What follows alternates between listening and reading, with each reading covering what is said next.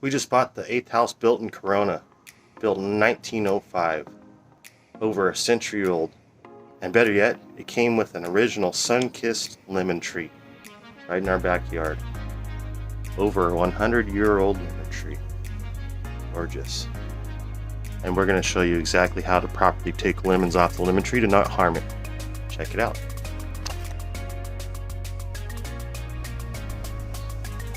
You don't just take the lemon and go, okay, I'm going to cut it right here.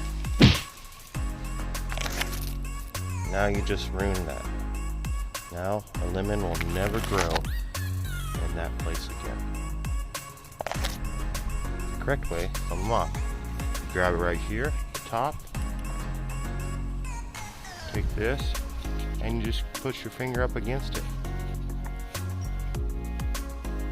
You feel it move a little bit, and you move it back the other way.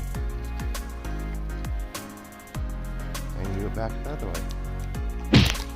And then it snaps off. You see with a nice clean cut on the lemon, so it can grow again another day. Just like that. And that's how our lemon tree, that was original Sunkist lemon tree from Corona, California, has been growing all these years, staying healthy all these years and producing non-stop.